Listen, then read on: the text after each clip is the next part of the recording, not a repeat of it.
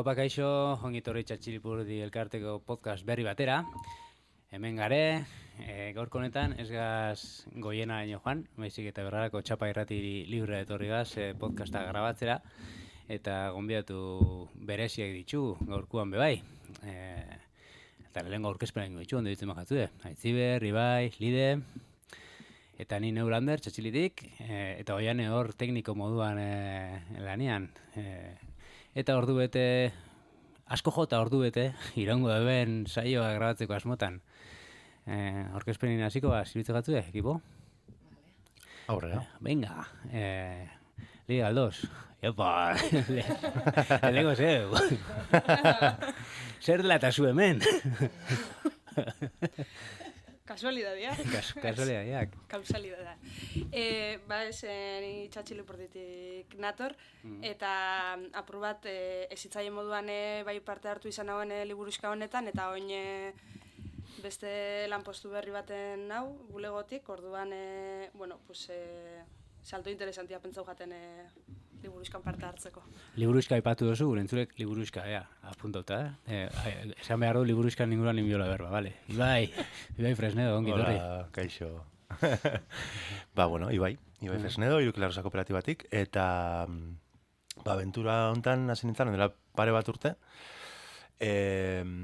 zuen Txatxilipurriko Amaiarekin, besteki batekin, eta oinarreko kideekin bai. Eta, gure kasuan, kriston interesan geneukan, olako prozesu baten parte hartzeko, ze guk ere beharra daukagu, ez?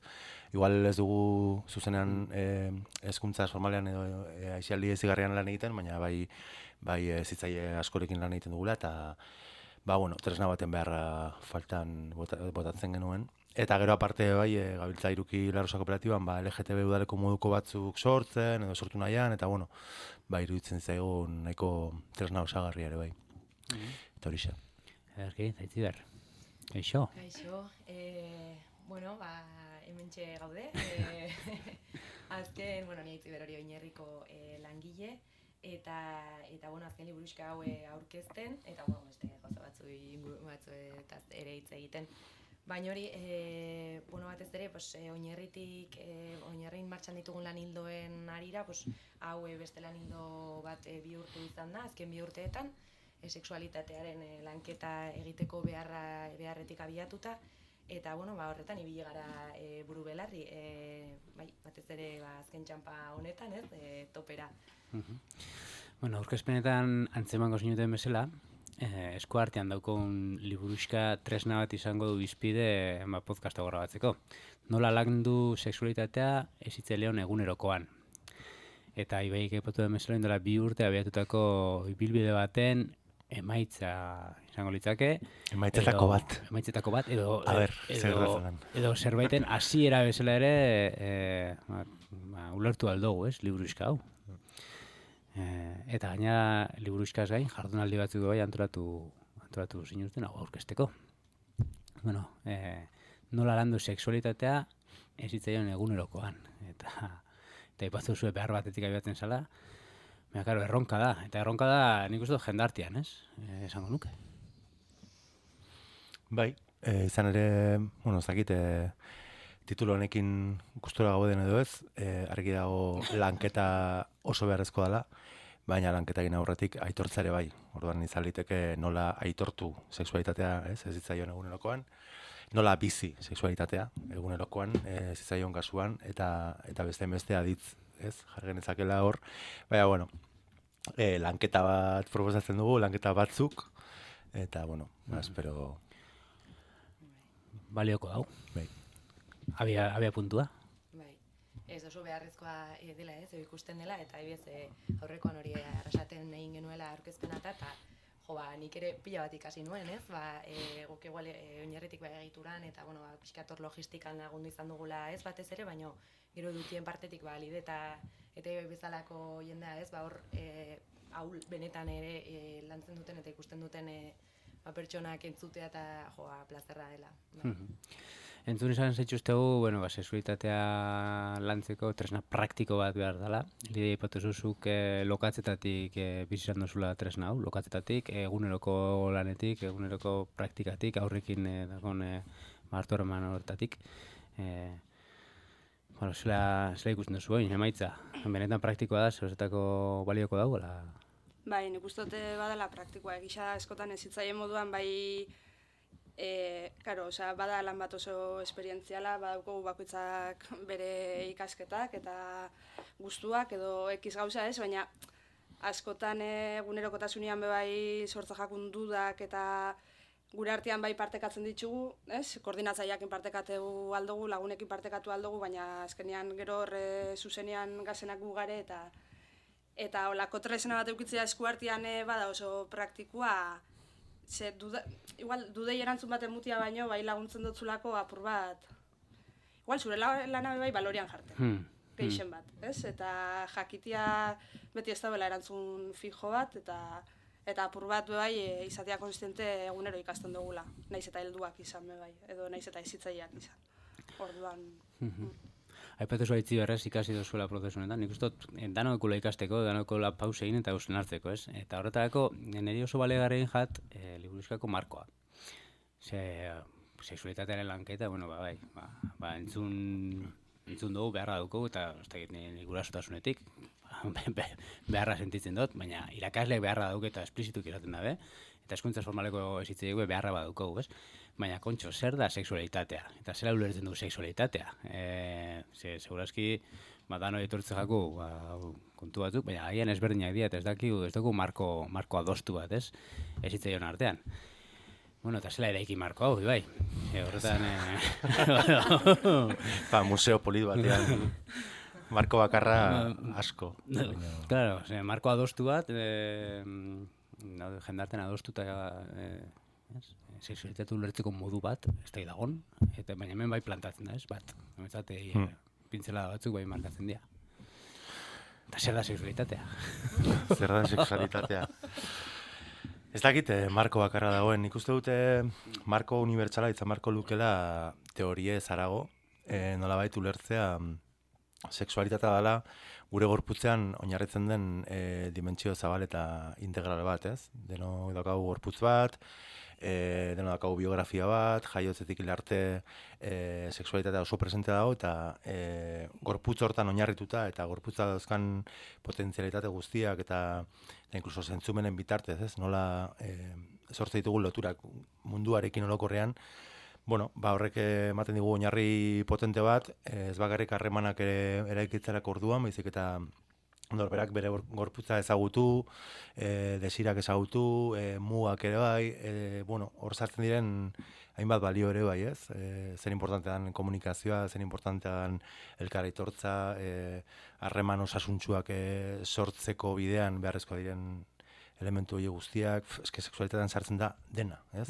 Emozioak, sentimenduak, nik askotan esaten dut, lagunekin potean gaudenean hori ere bada sexualitatea, basikamente. Dagoelako plazerra, daudelako harremanak, gizatalde bat, maitasuna, sexualitatea dago leku guztitan. Orduan, horrekin. Kontu da, hola ulertzen dugu sexualitatea? Ala sexualitatea hegemoniko ulertzen dugu modu zehatz bat ikasi dugu. Niri egia esan, ibairen hori entzuteak, ere, eta beira dela oinar, zerbait basiko esatuzula ez, sexualitatea edo non dago, baina hori entzutea ere esatuzu, eske egia da. Berez, lagunekin boteatzea joaten zarenean, edo, jo que se, hori, eske sortzen dira alako edo zein egoeratan, bizitzako edo zein egoeratan, aipatze dituzun ezaugarri guzti horiek. Claro. Ez, importantia hori presente eukitzea ez, igual ezitzaile moduan bebai edo irakasle bezala edo zen lekutan laninda aurre edo nerabiekin, behaketa bate azten dozun momentuan bebai begirada zabal bat eukitzeko.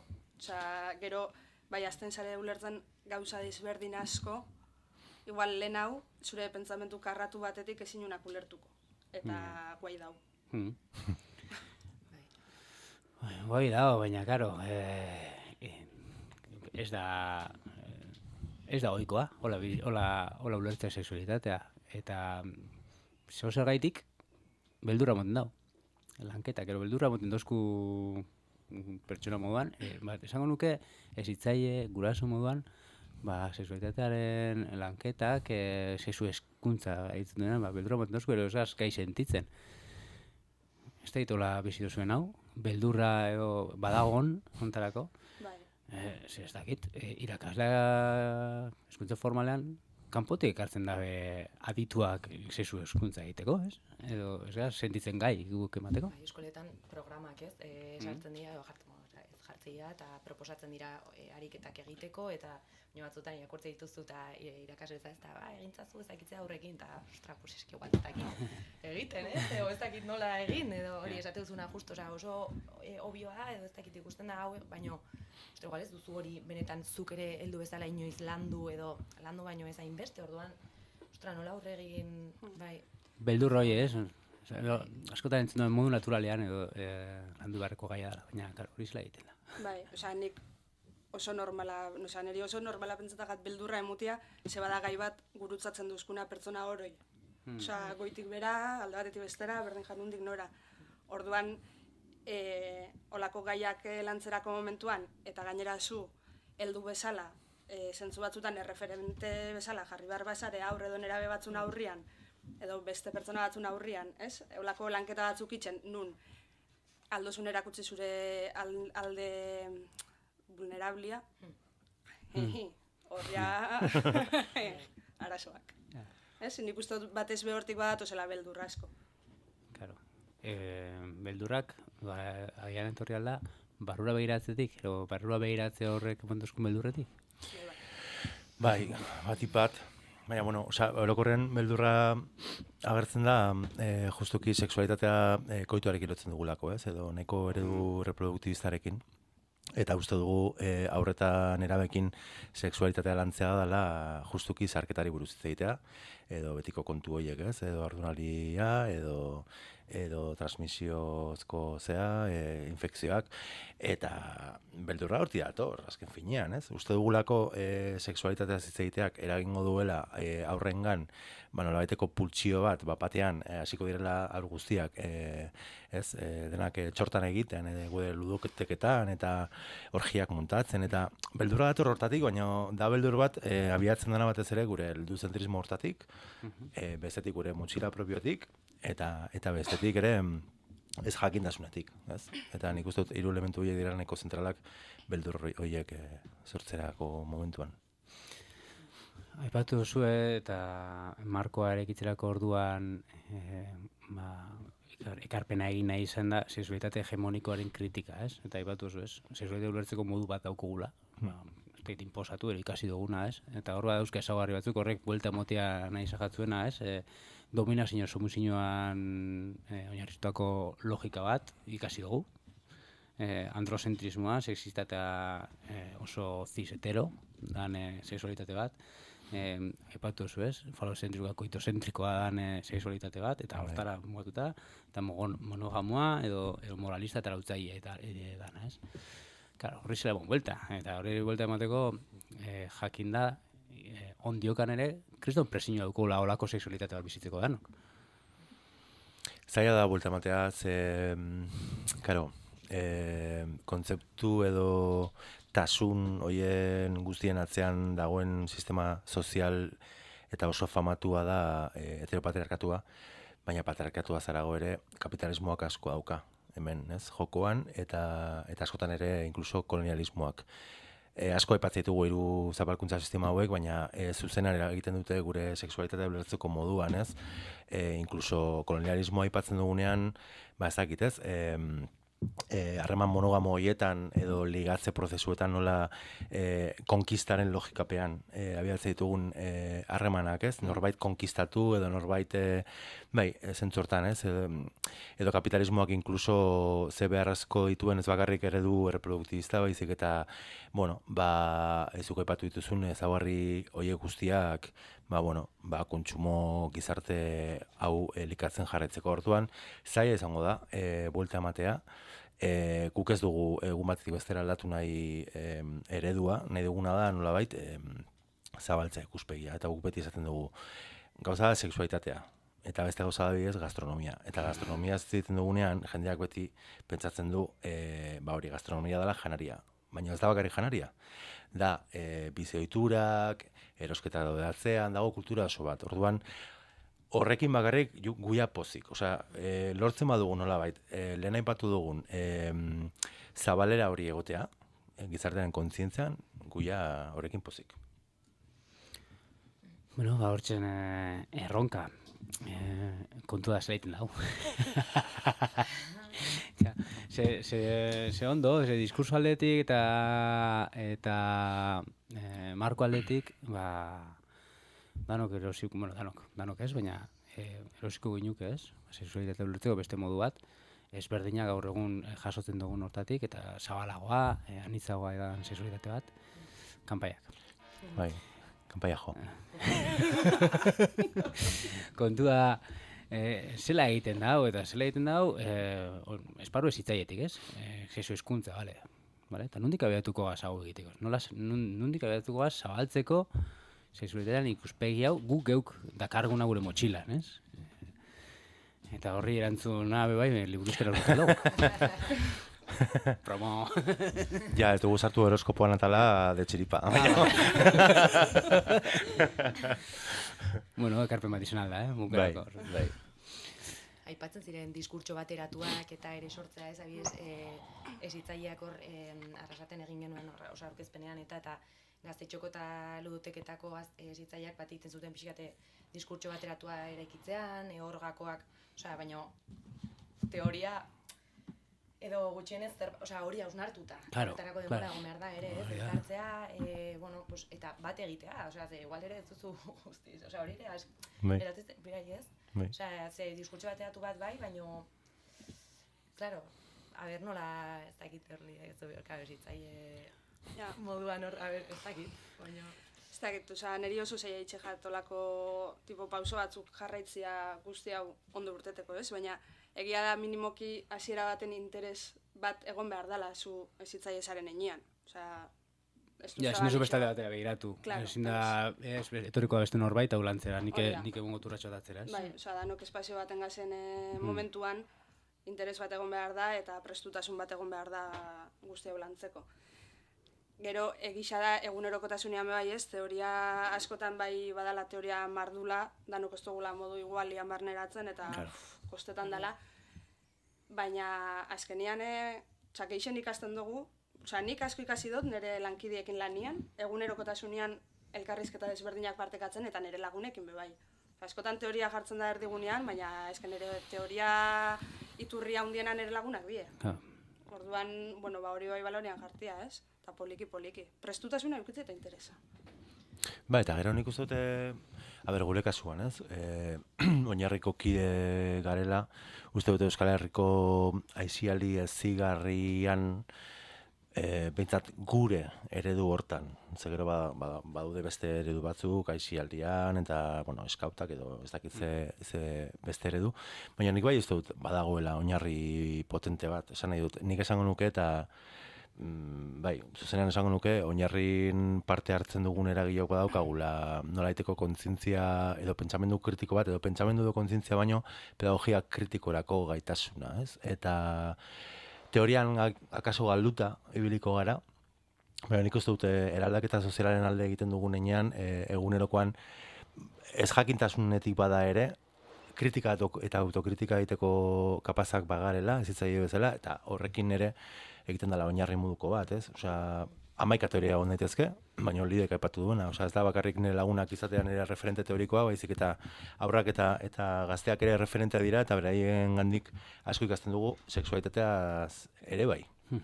Orduan, da entzun, da empatia, da autokritikako espazioak sortu, asko entzun ez bakarrik bestea, baizik eta gure gorputza, gure beharrak, zaurgarri aurkeztea besten aurrean, emozionalitatea oso presente egotea, afektibitatea ere bai, ez? Eta hor, badaude elementu nahiko basiko batzuk orain aipatu ditudanak, eta ematen du horrekin bakarrik zaila izango dela eredu hori guztia aldatzea, lehen epatu dugun eredu hegemoniko hori guztia aldatzea, baina txiri eginda posible da, ez? Osea, ez ditugu behar teoria pomposoak ulertzeko sexualitatea zer den edo nola aldatu eredua bera, ez? Bagoaz, nik uste dute bagoazela horrekin eta tresna honek ere ekartzen du aukera bat. Esan izun liburuxka honek azkenean, justo hezitzaileek sortu dituzte esku hartze horiek eta seguro esku hartzeak sortzean ere, ikusi genuen sortzen ziren eztabaidak, pues justo hau bateratu, diskurtso bateratua sortzean edo esku hartze bateratu bat sortzeko, eta hori da polita, ez? Gero sortzea, azkenean bai adostu dugula, esku hartze hau, vale, pues ta bada aurrera pauso bat, ez? Hor gero egoerak sortzen direnean, nola ekiteko, gako batzuk.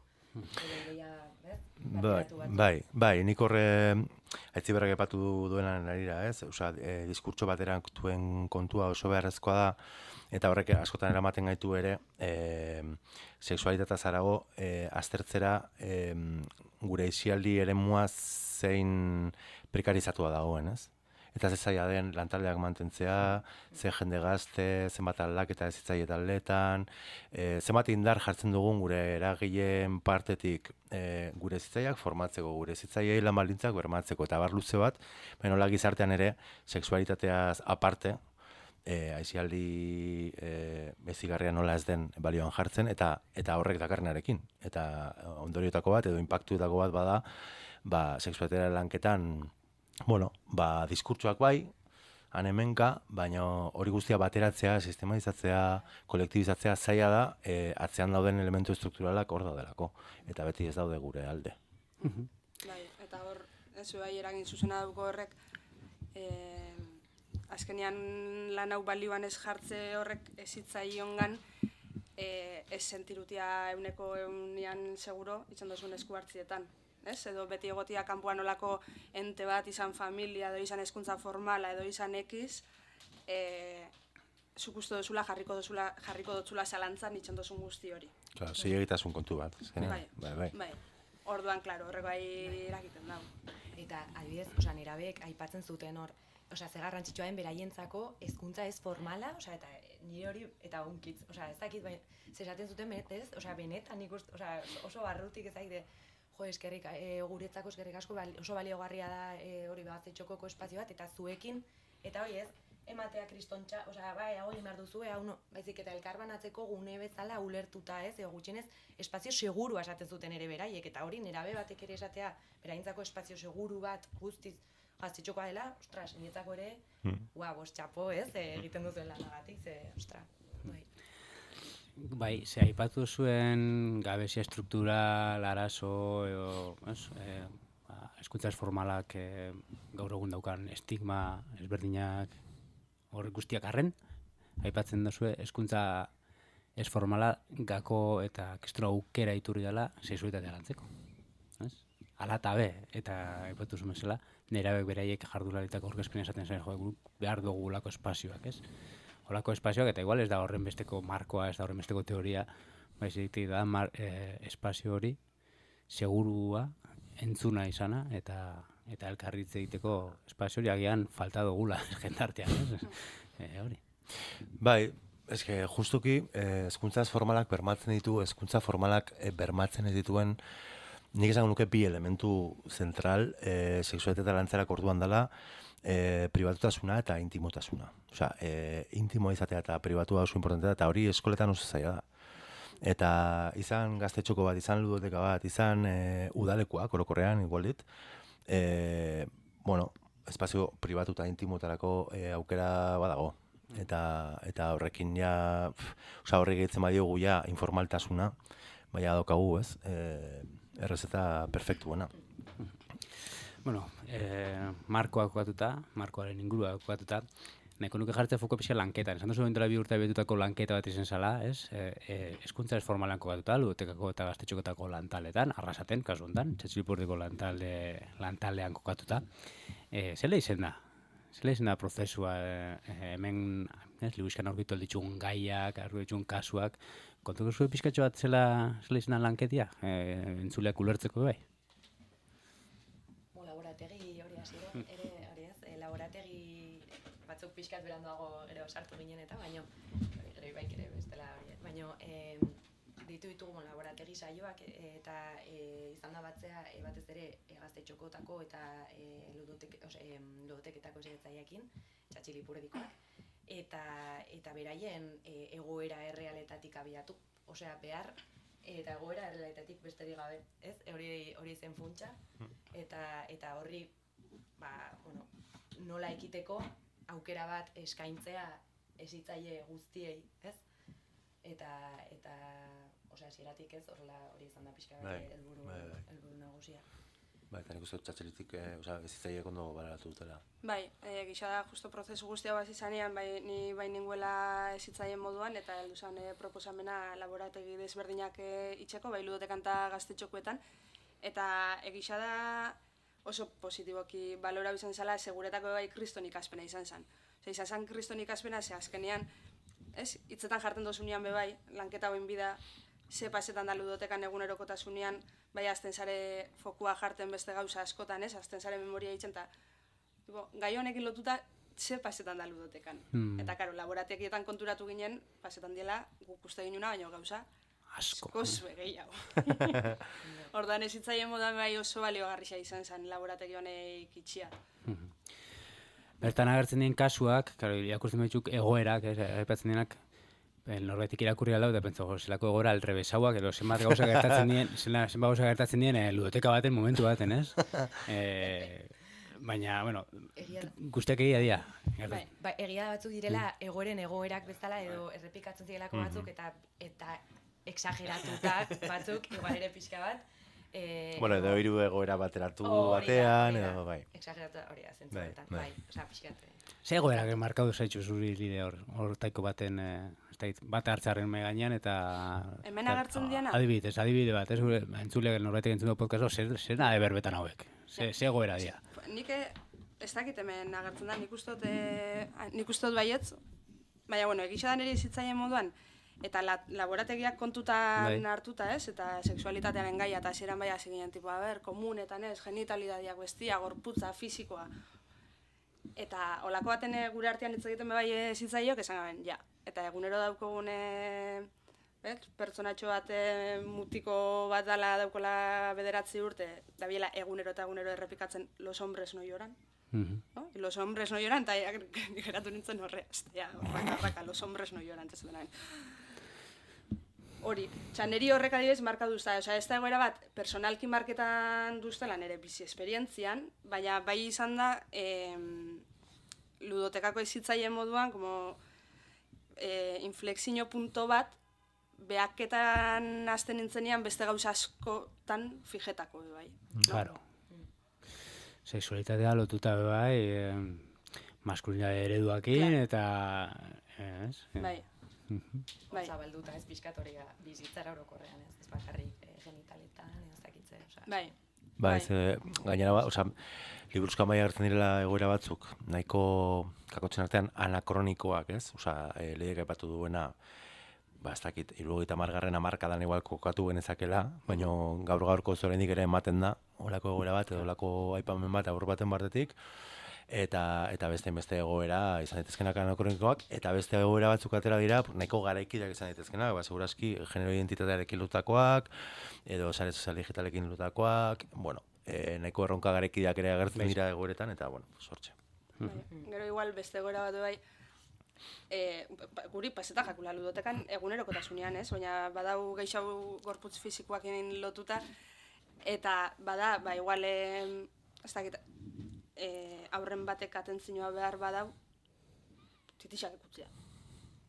Eta gero, zelan erakitan dutzun zuri horrek, egia da, gero bai pasetan diela gauza asko, zentzu desberdin askotan, desde los hombres no lloran a titiak ikutu, baina ez dut zu.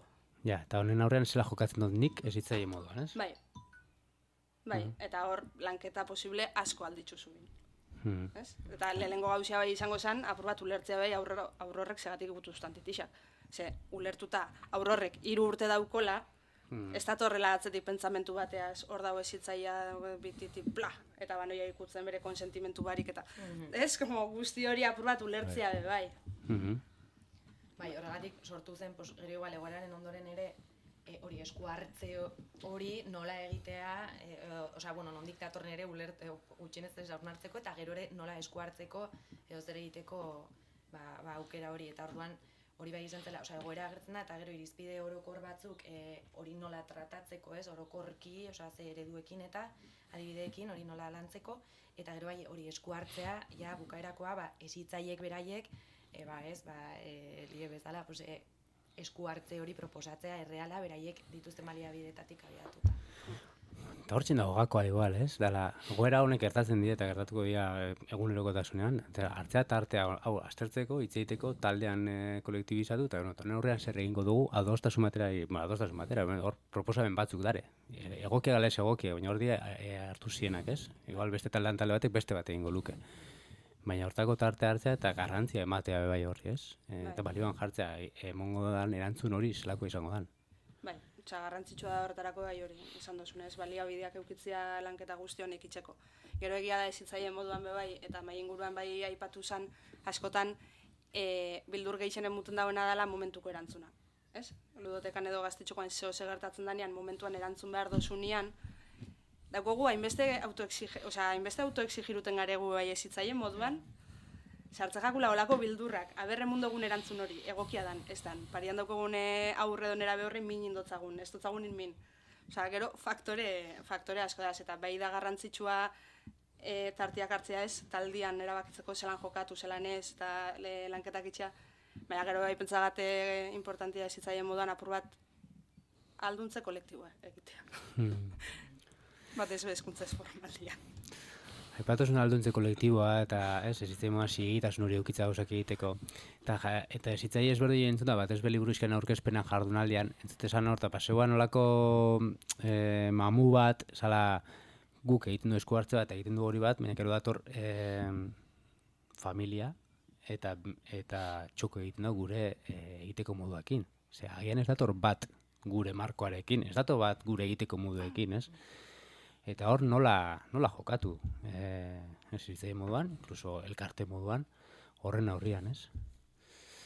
Hombre, bai daukogu argi, guk badaukogu argi gure espazioetan, badazela marragorri batzuk eta hortik ez garela pasau bihar, badaukogu balore batzuk, irizpide batzuk jarriko ditugu X espazioetan, danon errespetua, inklusioa eta dana bermatzeko eta ahalik eta espazio seguruenak eraikitzeko danok batera. Orduan, izan familia, izan nerabe aurre edo beste pertsona bat, jakin behar dau, zentzuk dien irizpide horrek edo guk zelan nahi ditugun bermatu espazio horrek seguruak izateko, eta hortik gu ez gare pasetan. Bildurra emuten dau. Familia bada familia maiuskula, bai. Baina, egisa horren aurrean bai tente mantendu behar garela. Egisa horrek bai gatazkak ekartzen dauela. Eta, gatazkei aurrean ingotze, itxen dutzau, barko dutzau. Nire ere hor, Ibaik, zuk aipatzen zuena, ere erremarkatzea, hezitzaileen esperientzia edo formakuntzak, zu baduzula ere gurasoei esatea, transmititzea baduzula ere teori, eta hitzeitea, naiz eta ez egi absolutua noski ez duzun, eta hori ere transmititzea, eta iguala paltasunetik, eta hori bera, baino bai, formakuntza bat jasogu, hau landu dugu, landu bada, eta hori da honen helburua ere, ez, liburu pixkate, hori, hausnartza lantza, eta baina hori bai, bere puntuan kokatzea, eta gurasoak hori ikustea, ostra, bale, zentzu batetik hitz egiten ari, igual ez dut berarekin hitz egiten, baina, igual konbentzituko dit pixka bat, ez? Eta gero nik uste dut, askotan hitz egiten dugunean familiekiko beldur hortaz, ahaztu egiten dugula, instituzioekiko daukagun beldurra. Esan nahi dut, gaztaria zerbitzu zari garela. Esan nahi dut, aiziali elkarte batek familiekin zuzenean sortzen duen harreman bat udaleku batzuk antolatzen dituztelako, edo bestaldean daukagunean udala kontratatu egiten gaituela eta guk zerbitzu bat ematen dugula, publikoa, horti dator beldurra gehien bat, ez? Porque beldur hori oinarritzen da zerbitzu gintzaren eta existentzialismoaren logikatik, nolabait, jakinda ere, gurasoak ez badaude gustora, jungo direla gero kesaka udalera, eta udala etorriko dela guri kontuak eskatzen. Eta ondorioz, galdu ezakegula zerbitzua edo ez. Hori da beldurra basikamente, porque da teknikoa, bai, ez da? Ez que holan da, orduan,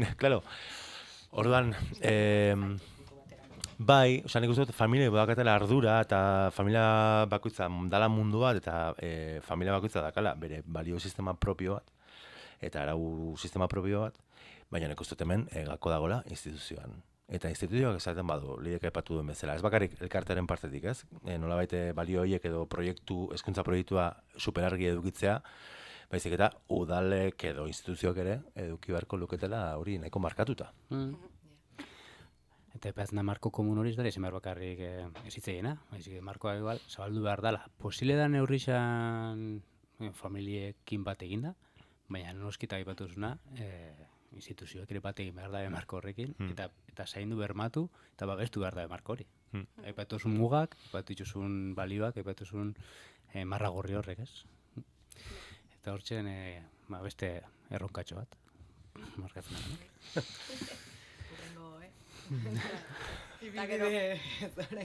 Bai, gero egia da bai ez, askotan familia tipo zitzaien moduan daukagula hor mamu bat familiena, gero alde positiboa ateratia arren bai egisa da, hezkuntza ez formalian badazela beste familia asko, badazela oso implikauta, eta bide laguntza handia itzen da biena bai. Hori bai aipatu bida. Askotan bai di apoio bat guretako bai familiak. Orduan zentzu horretan, Claro, edo inkluso laguntza bila, ez? Zuen gana joaten dira, ez da, bai, eta badaz familia batzuk badukienak hezkuntza ez formaleko kontzientzia hori, eta balorian jartzen da bienak, egunerokotasunean ez hitzaiak itzen da bien lana. Vale, prozesua ulertu eta pixkatzela izan da, laborategi gisa, laborategi kasuak bateratu, kasuak aztertu eta gero honen emaitza edo emaitzetako bat orkestu bertan. Halaxen egin da aurren laketa egiterakoan, baita nerabekin ere bai. Gero horre kasuetan, eta sartu alko gineak ez, kasuetatik, tira egin ezkero, kriston gai mordoxka bat urtetzen dira. Nik bi nabarmendu, ero nahiko nituzke jartzea mai gainean, aprobetxauta hemen garela eta aprobetxauta indozuela, lanketa indozuela dela. Aurren kasuan jolasa, ez? Jolasa eta jolasa gure begietatik, gure heldu begietatik, batzutan emoten dozkuna, ostras, musukatzen dare, ero ikutzen dare, aurrak jolasten dare. Eta esgaz eroso sentitzen, esgaz komodo sentitzen, eta alarmak pizten jakuz, ez? Eta honen aurrean zela jokatu. Eta noiz da jolasa, noiz ez da jolasa, eta noiz ze muga jarri beharko lirake jolasa dan horretan ere bai, ez? Gure beldurretatik, eta konstienteza gure beldurra zintzu dien. Nik. Hombre, nik igual aipatzeko ez hitzaien moduan ez jauztia alarmismo baten. Errutan dugunean eskuak burura holan, lehengo horiek ditu, albadu. Galdera zan, noiz dan jolasa eta noiz ez? Zein dan...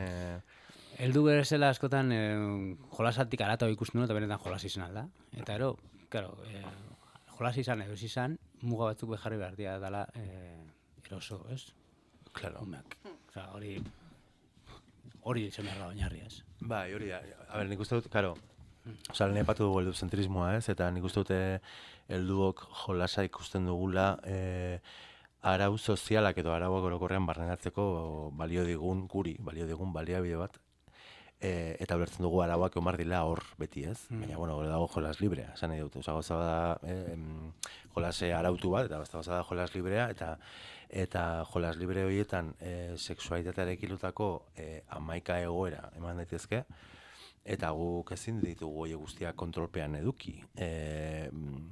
Arauak sortzen direlako momentuan. Beti egongo dira arauak baino oinarrizko baldintza batzuk, porque igual ez dira arauak, dira baldintzak, diala betikoa, ez, komunikazioa, deustasuna, elkarre errespetua, eta betiko kontu horiek, diala baldintzak, baina arauak, araurik ez dago jolasian, batez ere urtzaroan. Da esperimentazioa, da zentzumenekin jolastea, harremanetan fallo error konstante batean egotea, helduen bizitza imitatzea etengabe. Da gehiago gure begirada zindan. Eta askotan, guretzat arriskutsua dena, aurrentzat ez da arriskutsua edo ez dute arriskutzat hartzen. Horrek ez du esan nahi arriskua ez denik, evidentemente. Baina, bueno, ibili behar gara pixkat, malgutasun hortatik, eta utzi behar diegu bai tarte bat, ez dakit txikia dondia, aurrei, katxak egiteko eta gatazkak ere sortzeko behin artean, eta sexualitatea sartzen denean tartean, alarmismo hori pizten dala, hori argita garbi, eta segurazki indarkeria kasuak emango direla argita garbi, baina hori probestu dezakegu eta izan ere horregatik oso beharrezko da jolas librea. Utzi behar digulako aurrak gatazkak sortzen, eta sortzen azpimarratuta. Osea, gatazka ez da batean suertatzen. Osea, gatazkak sortzen dira. Naita. Zergatik, interes desberdina dauzkagulako, edo mini eragin didazulako, o lo que sea, ez?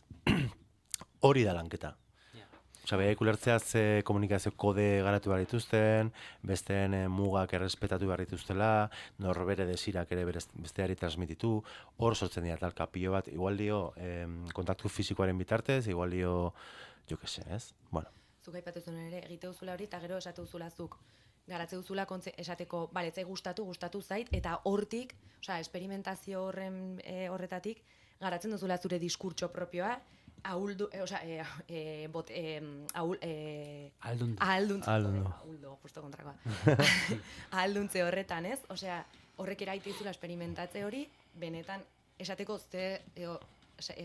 pentsatzeko ze gustatzen zaizun zerrez, hausnartzeko eta joateko eraikitzen zure diskurtso. Eta gero horrek bai igual, ez hitzaien moduan, espazio jakin batzun baitan bai adi egon behar gara, bai zabaldu behar dugu espazioak esperimentaziorako, eta baina, guk badauko hor beste lan bat, badala apur bat egotia, ez, behaketa horretan, eta edozein momentutan bai bide laguntzaren bat behar bada, sartzia, eskatzen badaue, eta beste batzutan ez badaue eskatzen ikusten badugu sartu behar dela, sartu behar da. Ez, baina apur bat bai garatu behar da behaketarako begirada hori. Eta gatazkak aukera bezala erabili lanketak egiteko. Bai. Askotan kostatzera jako, ez? Esan duzun, momentuko erantzun behar horretan, hartzea aukera bezala lanketak egiteko. Bai. Bueno, sexu eskuntzak amaituko nahiko nuke, ze horretan gabiz, ez? Nola esi sexualitatean, esi geure buruak, esi geure ingurua, gure espazioak, geure semalabak, gure aurrak ludoteketan. Claro, gako batzuk hor, epatu ditugu ja da. Jendarteak esten gaitu eta moten dau sexualitate hegemoniko hori aipatu hori, gero eta zuzenago askarrago sartzen jakula forma ezberdinen bitxartez, ez? Kontsumitzen dugun sareak, kontsumitzen dugun pornografia, kontsumitzen dugun serie eta horrek, zein da gakoa, nondik egin aldugu hegemonikoa dan sexualitate mota horri aurre egiteko edo beste aipatzen dugun sexualitate mota hau, bizitzeko modu hau, plazaratzeko, eta gure aurrekin lanketa egiteko, geurekin batera. Guk bete esaten dugu, eske ez dakit hau radikalegia izango den. Desobedientzia sexuala egin behar dugula gure egunerokoan eta oso gauza txikietan, ez? Eta hasi behar gara helduok, ez? Askotan hitz egiten dugunean, zitzaion motxilaz, azken finean ari gara hitz egiten, guk geuk ere gure sozializazio eta heziketa prozesu hortan barneatu ditugun harreman praktika eta guztietaz, eta nik uste dut heldu bezala egunerokoan badakigu identifikatzen noiz gauden gustora norekin, zergatik, ze behar du, zer ez dudan behar, igual eguneko unean ez digulako gure gorputzari entzuten, eta ez da ingurukoei ere, baina orokorrean esango nuke egunerokoan heldu bezala egin beharreko ariketa bat hori dela. Matxinada txikitxoak edo desobedientzia mota txiki horiek aktibatu, ezezkoak eman, nahi ditugun gauzen bila jun eta horien alde borrokatu, atera normatik, normatik ateratzea askotan nik uste dut ulertzen dugula kriston transgresio prozesu bezala. Eta ez da beharrezkoa batean jutea beste muturrera. Transgresioa da, basikamente zure egunerokoan beti egon diren elementuak aldatuz joatea. Nahi duzun bezala. Baina bintzat joatea errora eta gainontzeko jakitea. ez? Osea, konbentzimenduz.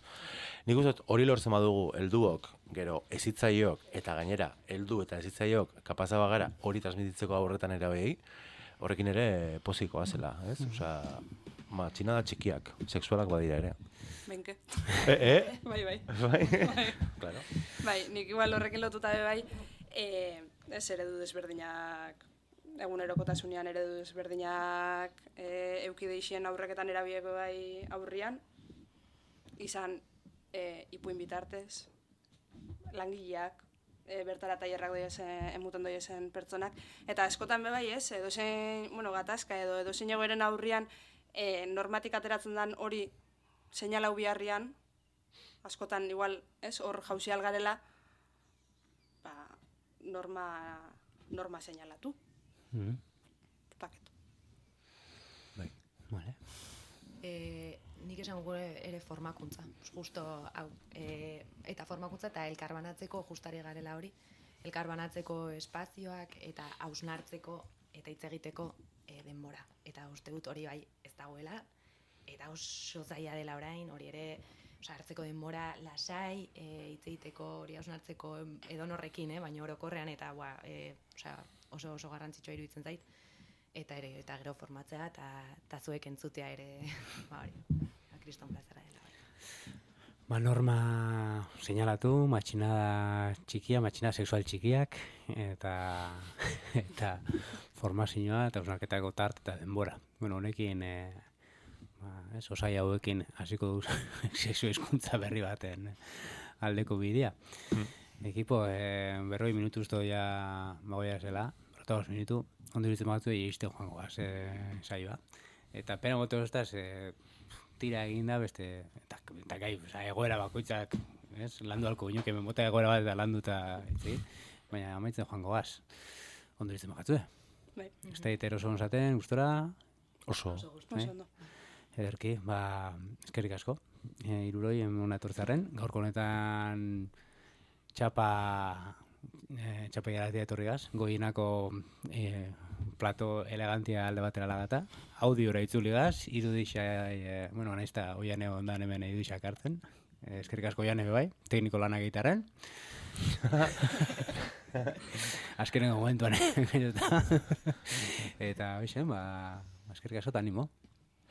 Bai, guk ere gustuko ditugu leku zikin, umel eta autogestionatuak, orduan hemen gustora bai. Bai. Bueno, está bien ziquina, Está bien ziquina. Ni esker.